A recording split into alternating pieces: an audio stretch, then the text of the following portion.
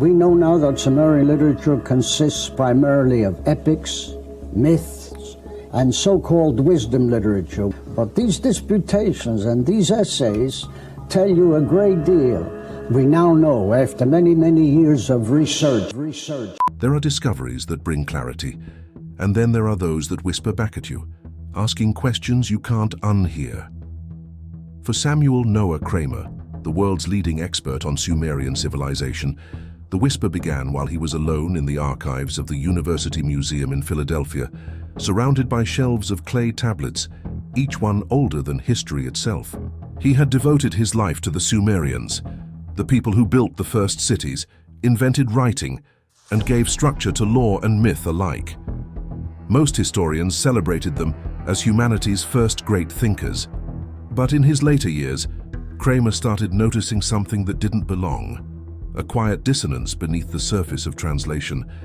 A temple record would repeat a line from a creation hymn. A ledger of brick shipments used the same phrasing as a royal blessing. The boundaries between the sacred and the practical kept collapsing. At first, Kramer assumed the overlaps were harmless, lazy scribes copying familiar expressions. But the deeper he looked, the less random they seemed. Certain words, numbers, and formulas appeared with almost mathematical precision. 3, 7, 60, the same sacred counts found in Sumerian cosmology, anchored both their prayers and their payrolls. He began to suspect he wasn't just translating language. He was tracing a system, one that had deliberately fused religion, arithmetic, and administration into a single rhythm of obedience. Late at night in his journals, Kramer described the sensation of reading these texts as listening to a civilization think. And what disturbed him most was how consistent that thinking was. Across centuries and across cities, the same verbal blueprints reappeared, as if the culture itself had been programmed to replicate its own beliefs through writing. Kramer didn't talk about this publicly. He feared sounding mystical, and academia had little patience for mystery. But those close to him noticed a change. He grew quieter, almost reverent toward the tablets he once handled like data. To him, they were no longer just records of ancient life. They were living circuits, artifacts of a mind that had learned to control reality through words. One colleague recalled him saying softly after a lecture, "They didn't just record their gods, they constructed them." That realization unsettled him more than any myth he ever translated. Because if the Sumerians had discovered how to encode belief inside bureaucracy, how to make devotion indistinguishable from duty, then their real invention wasn't writing at all. It was alignment, a society tuned to a single frequency, humming through every brick and symbol. Kramer never published that conclusion outright, but near the end of his life, his notebooks reveal a scholar torn between pride and dread, a man who'd uncovered the machinery of civilization itself and couldn't decide whether it was genius or prophecy. It started with a single phrase. Kramer first noticed it while translating a hymn to the moon god Nana, a poetic line meant to bless the rising temple of Ur. But months later, that same line surfaced again, this time inside a mundane accounting tablet listing grain deliveries to temple workers. He blinked, thinking it a simple clerical echo. Yet as the months passed, that same pattern emerged again and again. Lines that refused to stay confined to one purpose, words meant for worship showing up in warehouse records, phrases from royal decrees repeating inside tax rolls, even fragments of myths embedded in property contracts. Kramer began marking them in the margins of his translations, small stars and circles that eventually filled hundreds of pages. He called them sentences that wouldn't let go. To his colleagues, these were trivial coincidences. To Kramer, they were a window into something far deeper, a deliberate fusion of thought. Because when he mapped the tablets chronologically, he noticed that the same combinations of words and numbers appeared across generations and across cities, surviving political collapse, floods, and even dynastic change. No matter who ruled, the same symbolic rhythm remained. That was when he realized he wasn't just reading documents, he was reading a design. The repetition wasn't lazy, it was purposeful. The Sumerians seemed to be weaving belief directly into bureaucracy. Every time a scribe recorded a trade, a sacrifice, or a law, They were unknowingly reinforcing a cosmic order that stretched beyond their daily lives. It was as though every act of writing, from the holiest prayer to the dullest receipt, served one hidden purpose: to keep the world synchronized with a divine pattern. Kramer's discovery began to disturb him. He had devoted his life to celebrating writing as humanity's greatest invention, yet here it was behaving like something far more mechanical. The tablets weren't preserving stories, they were replicating instruction. He confided to a student that it felt as if the Sumerians had built a language that could think for itself. Every symbol carried layers of meaning, religious, numeric, and social, all functioning together like gears in an ancient machine. When he read the same phrase appear in both a prayer and a builder's note, he wrote in his journal, "It's as if the gods had engineered syntax." That sentence alone frightened him, because it meant that the Sumerians hadn't just invented literacy, they had created the first self-reinforcing belief system, one that used repetition as architecture. The more Kramer traced the pattern, the less he slept. He began to imagine the entire civilization as a network of symbols, temples, tablets, ledgers, all echoing the same message in different forms. Heaven and earth are bound by order. To challenge that order would be to challenge the foundation of their reality itself, and that's when Kramer began to wonder, had the Sumerians written their world into existence, or had their world been written for them? Before we go further, ask yourself this: if words could shape reality 4,000 years ago, what are they doing to us today? Subscribe to The Forgotten Depths and stay until the end, because what Kramer uncovered next might change how you see every system we live under. There is a moment in every scholar's life when the question leaves the page and stares back from the world itself. For Samuel Noah Kramer, that moment came when he stood at the foot of the ancient ziggurat of Ur, the colossal, terraced monument that had survived 4,000 years of desert winds and war. To most visitors, it was a ruin, a staircase of eroded brick stretching toward the Mesopotamian sky. But to Kramer, it felt like an inscription. Every layer, every angle, every alignment whispered the same strange rhythm he'd been finding in the tablets. He began to suspect that the Sumerians had not only written their beliefs, they had built them. In temple archives, he found references that confirmed his intuition, the same phrases carved into hymns: to raise the pure mountain, to bind heaven and earth, to purify the foundation of the world, appeared again in construction logs for the ziggurat itself. The workers, the priests, and the scribes were all describing different tasks, yet all using the same sacred verbs. It was as if the act of building was itself a ritual, and the temple was a sentence written in stone. Each terrace of the ziggurat, he realized, corresponded to levels described in Sumerian cosmology: the earth below, the firmament above, and the heavens beyond. To climb it was to ascend through the grammar of creation. The priests who carried offerings to the top weren't just performing devotion, they were reenacting the structure of the universe, word by word, step by step. Kramer called it architecture as syntax. The ziggurat was not only a house of the gods, it was a physical translation of their theology, a 3D manuscript built to last beyond memory. He began sketching comparisons between the tablets and the temple, the repetition of numeric patterns, 3, 7, 60, guiding both their measurements and their myths, the ritual verbs that described both construction and worship, the orientation of the structure toward celestial alignments, mirroring the grammar of divine order. It all fit too neatly to be accidental. In one of his final field notes, Kramer wrote, "They built as they wrote, to sustain the world, not just describe it." That line captured the depth of his realization. The Sumerians hadn't separated spirituality from practicality, because in their eyes there was no separation. Writing a prayer or building a temple were both acts of maintenance, of keeping reality coherent. The ziggurat was a machine of faith, powered by repetition, ritual, and geometry. Every brick laid according to sacred measure, every inscription reinforcing the hierarchy of heaven and earth.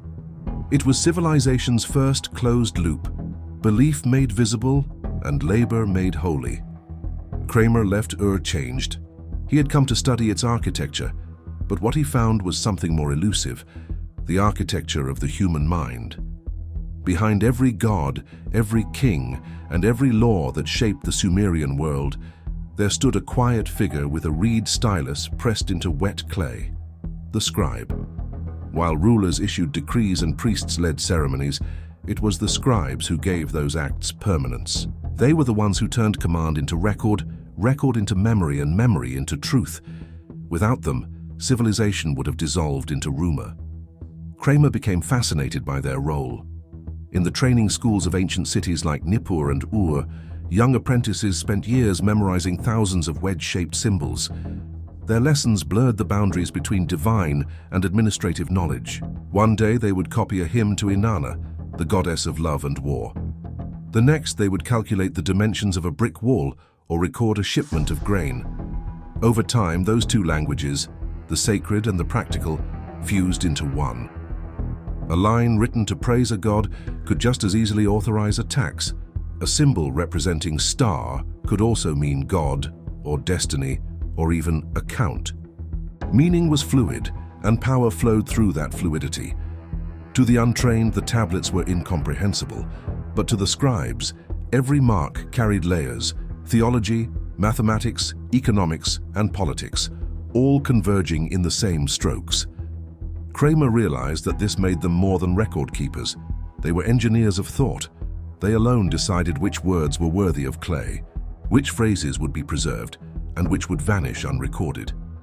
In a civilization where writing defined reality, that choice was absolute power. The more Kramer studied their formulas, the more he saw their fingerprints shaping the entire culture. Dynasties came and went, temples rose and crumbled, but the same phrases, the same sentences that wouldn't let go, endured. The scribes, not the kings, were the true architects of continuity. Kramer once described them as priests of the invisible, serving no temple but language itself. Their devotion wasn't to a single god, but to the structure of the system, the belief that through precise repetition, the world could remain stable. He began to suspect that this class of literate elites understood something no one else did, that writing didn't just describe reality, it created it, and by mastering it, they could control the boundaries of thought itself. In one surviving letter, a scribe writes to his pupil, "To write is to order the heavens." For Kramer, that single line was more revealing than any myth. It showed that the act of inscribing words was not only an expression of faith, but an assertion of dominion over chaos, over nature, and eventually over people. The scribes held that dominion silently. They didn't need armies. Their power was continuity itself, a control so subtle that even centuries later, no one could see where belief ended and obedience began. Kramer began to realize the Sumerians hadn't invented writing as a tool of memory. They had invented it as a mirror, one that reflected their gods, their kings, and their fears back into the fabric of existence. And that mirror, once polished, never stopped reflecting. By the last decade of his life, Samuel Noah Kramer had read more Sumerian tablets than any scholar before or since. Tens of thousands of fragments passed through his hands, records of gods and kings, of harvests and hymns. But the more he read, the more he felt he was reading the same text written in different disguises. Each new discovery seemed to echo the last. The same numbers, the same invocations, the same subtle architecture of meaning, repeating itself across centuries. It was as if the Sumerians had hidden a code in plain sight, a rhythm so ingrained that even their descendants could no longer hear it. Kramer began mapping his findings like constellations. He noticed that keywords, pure, measure, binding, ascending, always appeared together, like notes in a forgotten melody. The same sacred counts of 3, 7, 12, and 60 anchored every ritual, every law, every administrative record. What emerged wasn't randomness, it was precision. He started to believe that these repetitions weren't accidents of tradition, they were part of a deliberate system. The Sumerians hadn't simply recorded their world, they had engineered it. The act of writing, performed thousands of times a day, wasn't meant to document reality. It was meant to reinforce it. Each tablet became an act of synchronization, aligning human behavior with divine pattern. When a priest offered 7 sheep or a builder laid 60 bricks, those weren't just numbers. They were affirmations, ritual mathematics, ensuring that every human act echoed the structure of the heavens. Kramer called it the Sumerian code, not a secret language but a self-replicating idea, one that embedded itself in every corner of their civilization. The tablets were its scripts, the ziggurats were its monuments, and the scribes were its operators, ensuring that the pattern endured. What disturbed him most was how well it worked. Even when dynasties fell, the structure of belief remained untouched. The words outlived the rulers. The syntax outlived the wars.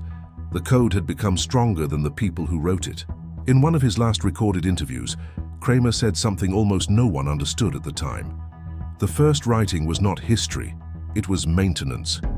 He meant that civilization itself might have been designed to sustain a pattern, not to express truth.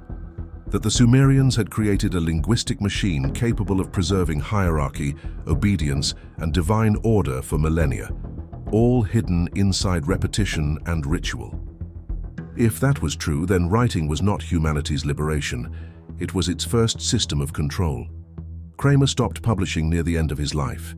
His notebooks grew darker, filled with fragmented observations and underlined warnings. One page simply read, "The pattern endures because it is beautiful."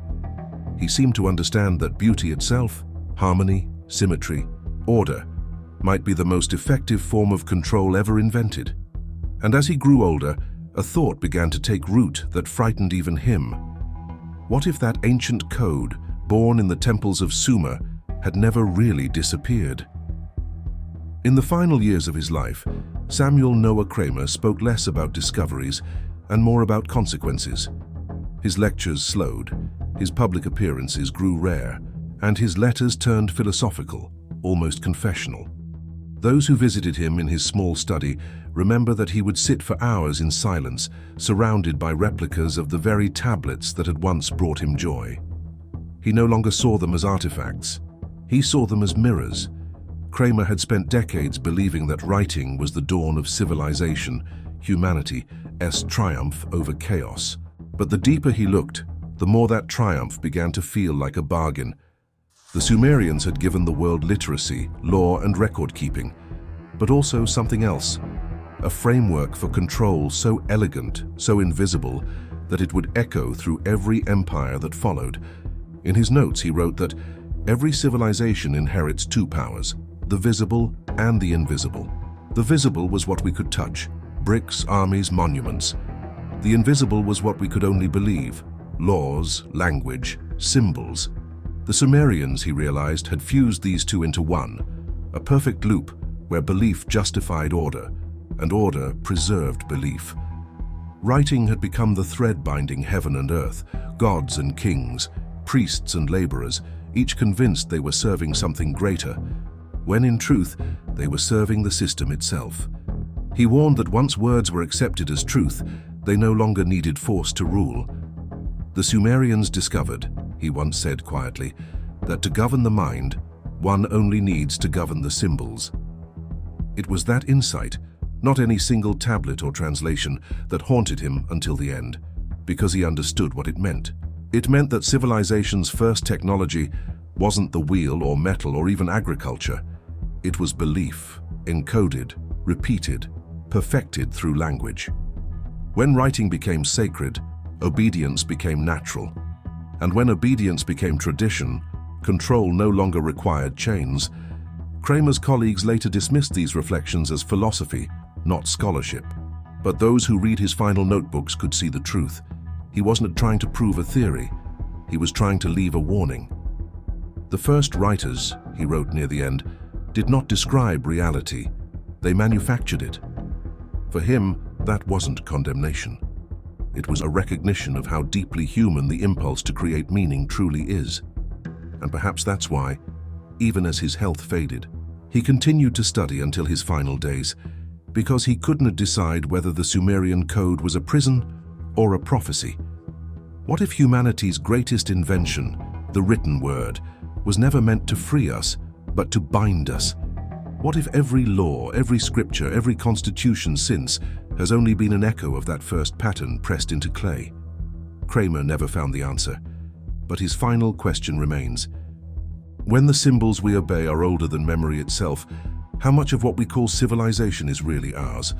The tablets are silent now, but their rhythm still beats in our languages, our institutions, our stories, and perhaps in us. If this story made you question what else might be buried beneath the sands of time, don't look away. There are still countless mysteries whispering from the forgotten corners of our past. Subscribe to Forgotten Depths and join me as we keep unearthing the truths that history tried to hide. The deeper we dig, the stranger it gets.